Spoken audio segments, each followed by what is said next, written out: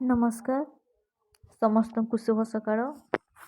ଆଶା କରୁଛି ଆପଣମାନେ ସମସ୍ତେ ବହୁତ ଭଲରେ ଥିବେ। ମୁଁ ମଧ୍ୟ ଭଲରେ ଅଛି। ମୁଁ ଆପଣଙ୍କର ପ୍ରିୟ ମିନତି ପୁଣି ଥରେ ଆମ ଡାହାର ୟୁଟ୍ୟୁବ୍ ଚ୍ୟାନେଲକୁ ଆପଣମାନଙ୍କୁ ସ୍ୱାଗତ ଜଣାଉଛି। ପୂର୍ବ ଭିଡ଼ିଓରେ ମୁଁ ନେଇ ଆସିଥିଲି ହିଷ୍ଟ୍ରି ଉପରେ କିଛି ଜିକେ ବା ଇତିହାସ। ଆଜି କିନ୍ତୁ ଜାଣିବା ବିଜ୍ଞାନ ବିଷୟରେ।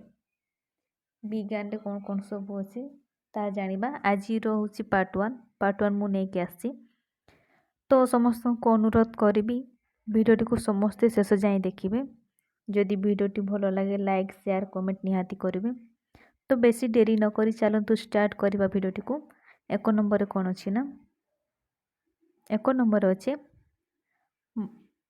ଫାଉଣ୍ଟେନ୍ ପେନ୍ର ଉଦ୍ଭାବକ କିଏ?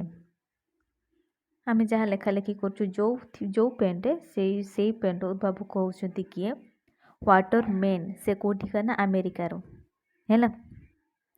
2 ନମ୍ବର ଅଛି ଭାରତର ପ୍ରଥମ ମହିଳା ମହାକାଶ ଯାତ୍ରୀ କିଏ ବା ମହାକାଶକୁ ଯାତ୍ରା ପ୍ରଥମେ କିଏ କରିଥିଲେ? ଉତ୍ତର ହେବ ସୁଶ୍ରୀ କଳ୍ପନା ଚାୱଲା। ସେ ମହାକାଶରେ 19 ଦିନ 17 ଘଣ୍ଟା 34 ମିନିଟ୍ ରହିଥିଲେ ହେଲା। 3 ନମ୍ବରରେ ଅଛି କେଉଁ ଦେଶରେ ଇନ୍ଦ୍ରଧନୁ ରାତିରେ ଦେଖାଯାଏ? ଉତ୍ତର କ'ଣ ହେବ ନା ଆଣ୍ଡାମାନ ଓ ନିକୋବର ଦ୍ୱୀପପୁଞ୍ଜ ହେଲା। 4 ନମ୍ବରରେ କ'ଣ ଅଛି ନା 4 ନମ୍ବର ଅଛି ସୂର୍ଯ୍ୟ କେଉଁ ପଦାର୍ଥରେ ଗଠିତ? ଉତ୍ତର କ'ଣ ହେବ ନା ହିଲିୟମ୍ ଓ ଉଦଜାନ। ହିଲିୟମ୍ ଓ ଉଦଜାନ ପଦାର୍ଥରେ ଆମର ସୂର୍ଯ୍ୟ ଗଠିତ ହେଲା। 5 ନମ୍ବରରେ କ'ଣ ଅଛି ନା ସୂର୍ଯ୍ୟ ପୃଷ୍ଠର ଉତ୍ତାପ କେତେ? ସୂର୍ଯ୍ୟ ପୃଷ୍ଠର ଉତ୍ତାପ ହେଉଛି 4000 ଡିଗ୍ରୀ ସେଲସିୟସ୍ ହେଲା। 6 ନମ୍ବରରେ ଅଛି ସୂର୍ଯ୍ୟ ଓ ପୃଥିବୀ ମଧ୍ୟରେ ଦୂରତା କେତେ? ଦୂରତା କେତେ ହେବ ନା ଉତ୍ତର 150 ନ୍ୟୁଟ କିଲୋମିଟର। କିମି ମାନେ କିଲୋମିଟର ହେଲା।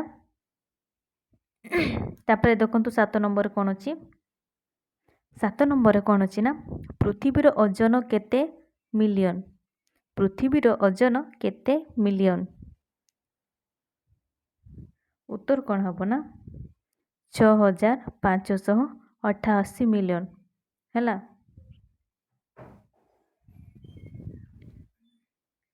ତାପରେ ଦେଖିବା 7 ନମ୍ବର କ'ଣ ଅଛି 8 ନମ୍ବରରେ 8 ନମ୍ବର କ'ଣ ଅଛି ନା ଚନ୍ଦ୍ର କିରଣ ପୃଥିବୀରେ ପଡ଼ିବାକୁ କେତେ ସମୟ ନିଏ?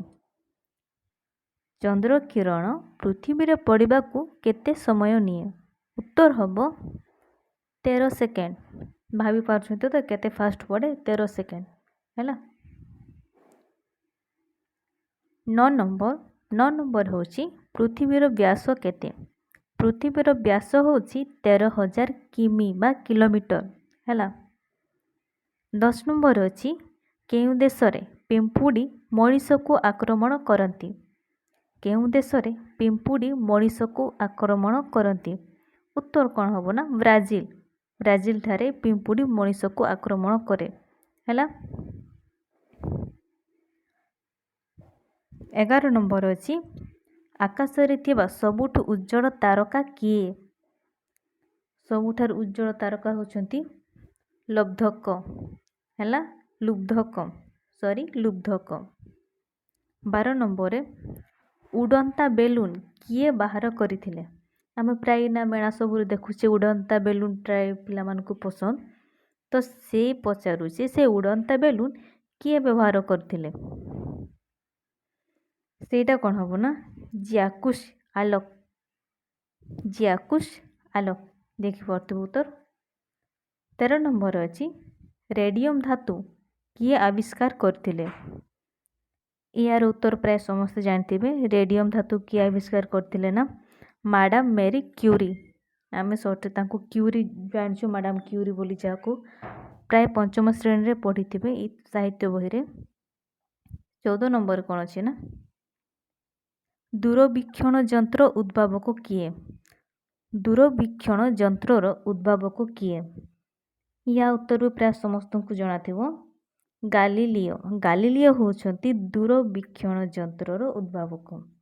ହେଲା, ଯେଉଁଟାକୁ ଆମେ ଦୂର ଜିନିଷକୁ ଦେଖିପାରିବା, ପାଖ ମାନେ ପାଖେଇକି ଯାହାକୁ ଦେଖିପାରିବା, ହେଲା, ଦୂରର ଜିନିଷକୁ।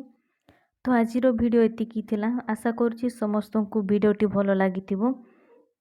ଯଦି ଭିଡ଼ିଓଟି ଭଲ ଲାଗିଥାଏ ତାହେଲେ ଲାଇକ୍, ସେୟାର, କମେଣ୍ଟ ନିହାତି କରିବେ ଆଉ ଚ୍ୟାନେଲଟିକୁ ସବସ୍କ୍ରାଇବ୍ ନିହାତି କରିଦେବେ। ଯେତେବେଳେ ବି ଭିଡ଼ିଓଟି ଆପଲୋଡ଼ ମୁଁ କରିବି ସର୍ବପ୍ରଥମେ ଆପଣମାନେ ଦେଖିପାରିବେ ଭିଡ଼ିଓଟିକୁ, ନୂଆ ନୂଆ କ୍ୱେଶ୍ଚନ୍ ସବୁ। ତ ସମସ୍ତଙ୍କୁ ଅନୁରୋଧ, ସମସ୍ତେ ସବସ୍କ୍ରାଇବ୍ କରିଦେବେ ଚ୍ୟାନେଲଟିକୁ। ଯଦି ଭିଡ଼ିଓରେ କିଛି ତ୍ରୁଟି ରହିଯାଇଥାଏ ତାହେଲେ କମେଣ୍ଟ ମାଧ୍ୟମରେ ନିହାତି ଜଣାଇବେ। ଧନ୍ୟବାଦ।